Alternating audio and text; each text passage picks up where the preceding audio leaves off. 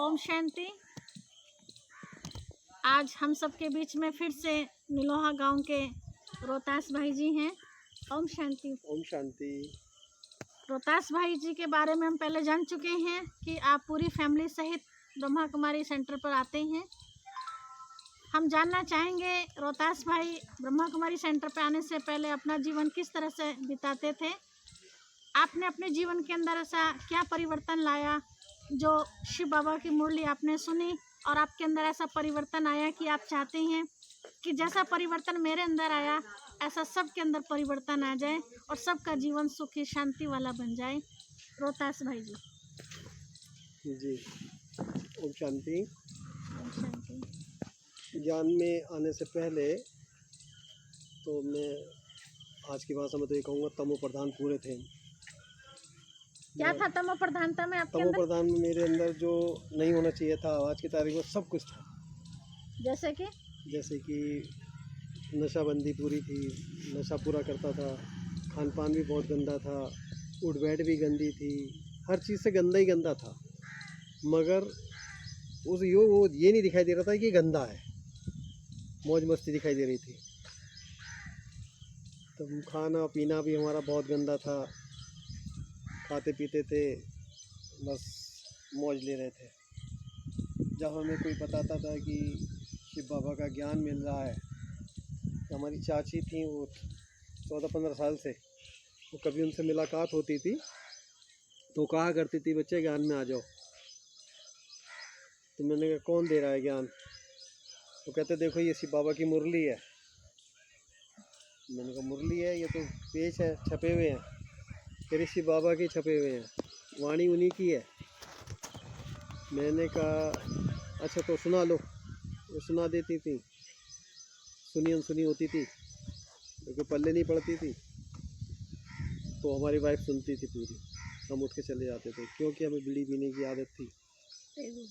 तो हमें स्मोकिंग की आदत थी ना, हम उठ के चले जाते थे। हम उनके सामने बीड़ी सिगरेट पीते नहीं थे, हम बाहर चले गए, सिगरेट बीड़ी पियाए, फिर आके बैठ जाते। वो कहते मुंह से बदबू आ रही, बीड़ी पी है? मैंने कहा हाँ जी। शिव बाबा कहते हैं ना ये नहीं करना चाहिए। मैंने तो आपसे तो कहते हैं, मुझसे कहाँ कहा अभी।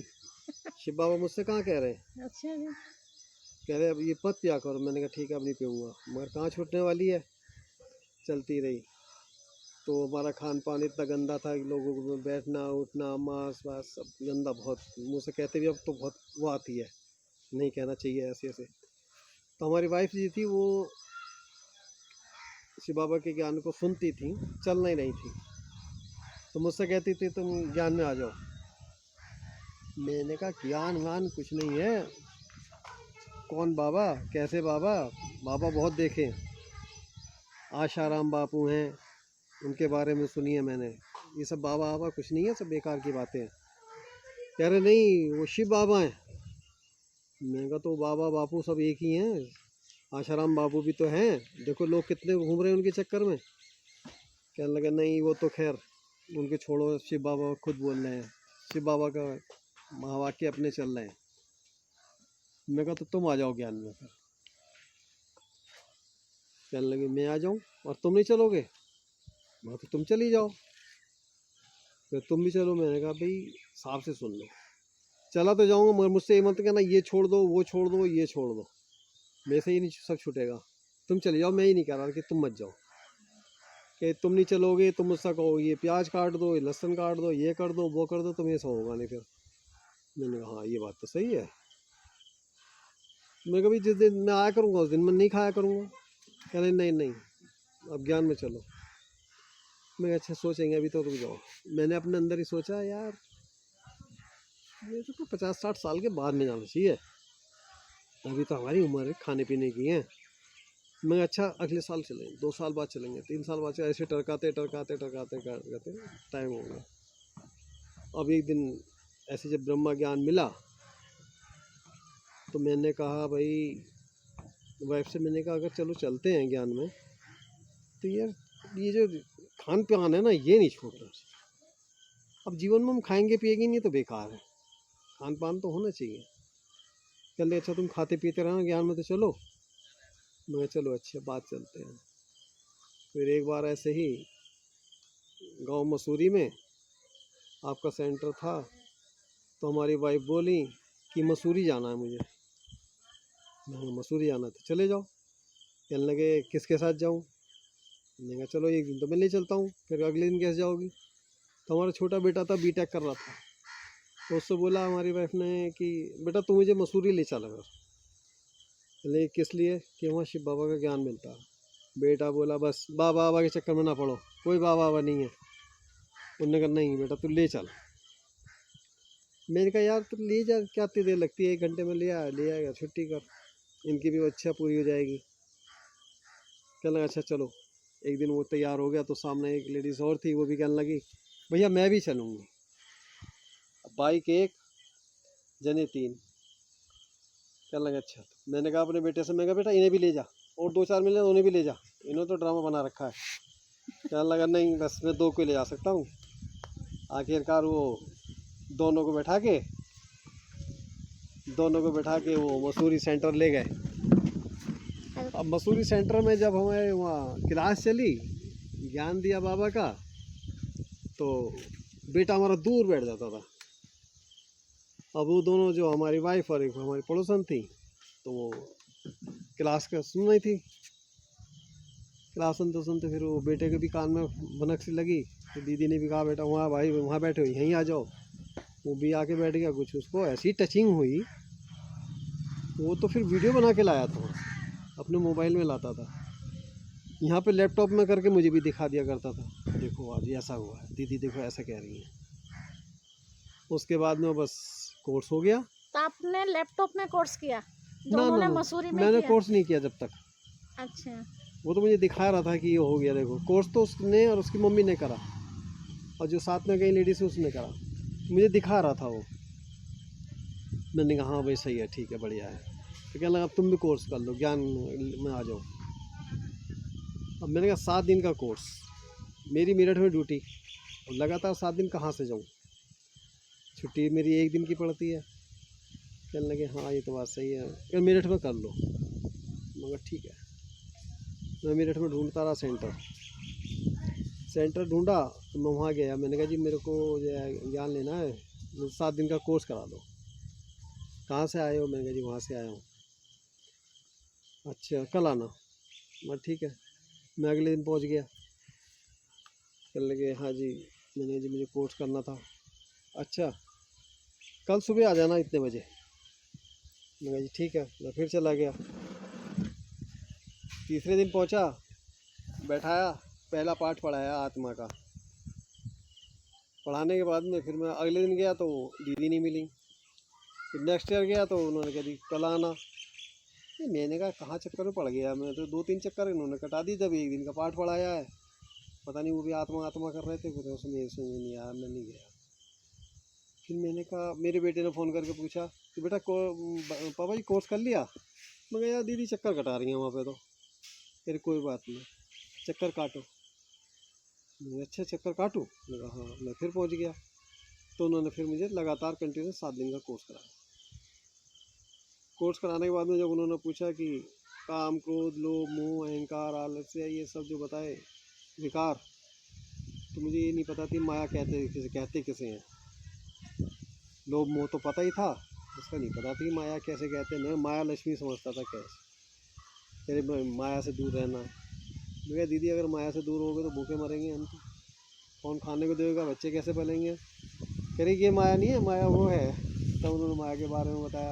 अच्छा। फिर मैं कहा दीदी मोह, और वाइफ से भी रहेगा, बच्चे से भी रहेगा, पोते से भी रहेगा, सबसे मोह रहेगा, वो कैसे दूर हो जाएगा? अगर उससे दूर हो जाएंगे तो वो कहेंगे भाई ये क्या हो गया। कहने लगे नहीं बुद्धि से अलग होना है। मैं चलो ये भी देखेंगे। हम चलने लगे। तो जहाँ मैं सर्विस करता था वहाँ एक भाई और थे, भक्ति में बहुत लीन थे, राजेंद्र नाम है उनका।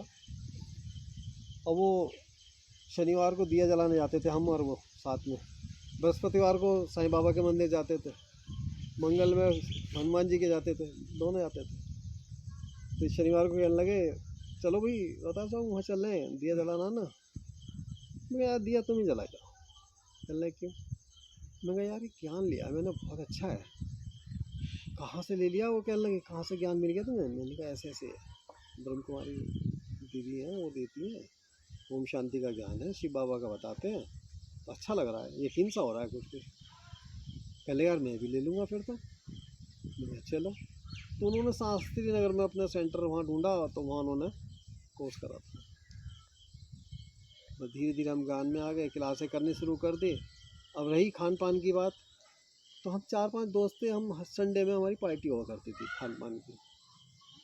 तो एक दिन हम संडे में जब पहुँचे तो कहने लगे, बैठ गई पार्टी लगा के। मैंने कहा भी मैं तो ये पीऊँगा नहीं, ड्रिंक चल रही थी।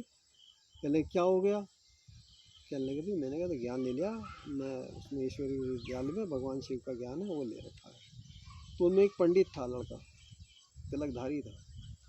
चलो अच्छा, तू भी चक्कर में पड़ गया ब्रह्म कुमारी के? अरे यार क्या यार, मैंने क्यों, क्या बुरा हो गया क्या? अरे यार कुछ नहीं यार। मैंने कहा तुमसे तो बढ़िया ही है, तुम्हें तिलक भी लगा लिया और दारू भी पी रहे हो। कम से कम मैंने तिलक नहीं लगाया तो दारू से तो छूट रहा है। अरे नहीं यार, छोड़ो छोड़ो ये मत करो। मैं कहा नहीं भैया मैंने तो ले लिया। मैंने उन्हें बताया, मैंने कहा भाई मैं नहीं पीऊँगा अब आज के बाद। कहने लगे अच्छा कोल्ड ड्रिंक ले लिया करो। मैंने हाँ कोल्ड ड्रिंक ले लेंगे। फिर हम उसके साथ कोल्ड ड्रिंक पीने लगे बैठ के। 2-3 दफ़ा कोल्ड ड्रिंक पिया। फिर 2-3 दिन के बाद में हमने, फिर हम बैठे थे, क्लास चली रही थी, हम लोग कोल्ड ड्रिंक भी छोड़ दी। कहने लगे ये भी छूट गई? मैंने कहा हाँ। फिर नमकीन तो खा लो। मैंने कहा हाँ नमकीन खा लेंगे। फिर नमकीन खा रहे, 1-2 बार नमकीन खाई, मेरे को नमकीन भी छूट गई। कहने लगे एक काम और कर दो। मैंने क्या? तुम आना छोड़ दो। अच्छा जी। मैंने कहा हाँ छोड़ देंगे। तो हम वहाँ जो थे रात को 10 बजे बैठते थे। हमने 2 संडे हम गए, संडे संडे प्रोग्राम भी बना, तो हम वहाँ जाना बंद कर दिया।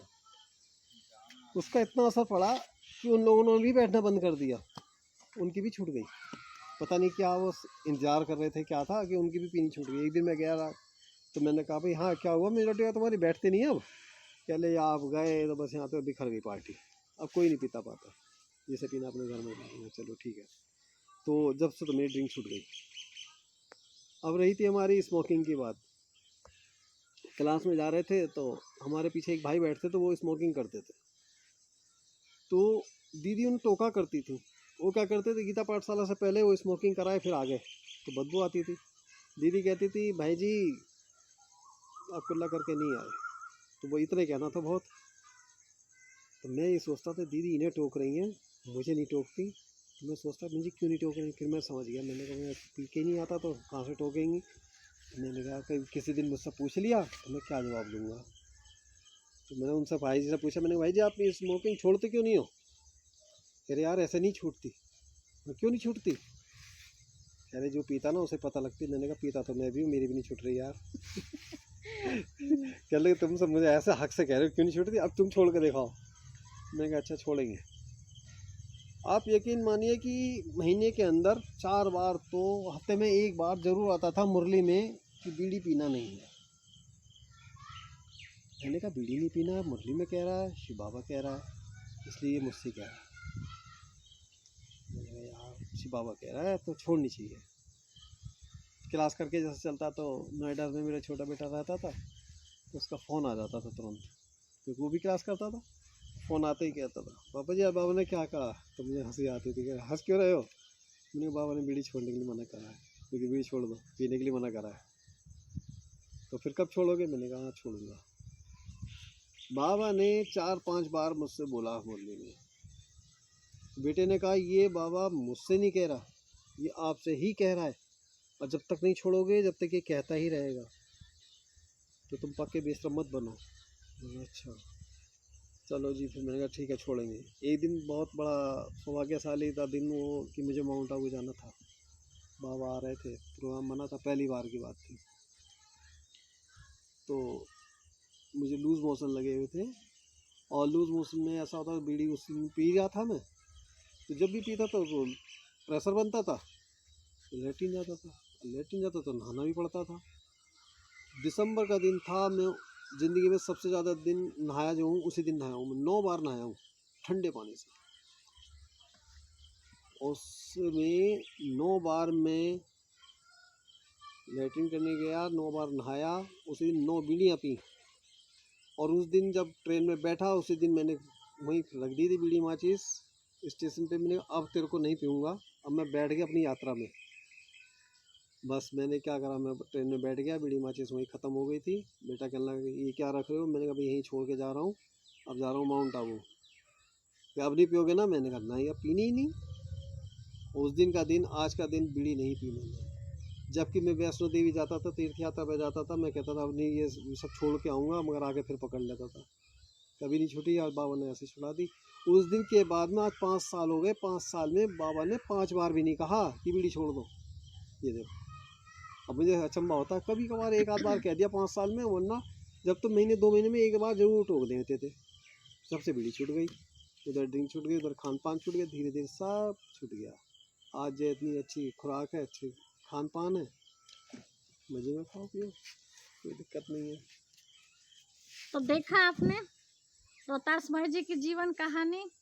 राज्यों की ये कमाल है कि जब हम रोज़ ईश्वरीय पढ़ाई पढ़ते हैं, उस पिता परमात्मा को याद करते हैं, तो हमारे अंदर वो शक्तियाँ आ जाती हैं। जिन अवगुणों को हम छोड़ नहीं पाते हैं, वो अवगुण हमारे बड़े ही सहज तरीके से छूट जाते हैं। तो ऐसे ही आप अनुभव सुनते रहिए। आपके अंदर भी अगर कोई ऐसा अवगुण है जिनको आप छोड़ना चाहते हैं, सहज तरीके से छूट जाए, तो उसके लिए आप प्रजापिता ब्रह्मा कुमारी ईश्वर विश्वविद्यालय के अंदर आइए। आप सबका ईश्वर विश्वविद्यालय के अंदर बहुत बहुत स्वागत है। और अपने जीवन को धन्य बनाइए, अपने जीवन को दैवी बनाइए। ओम शांति।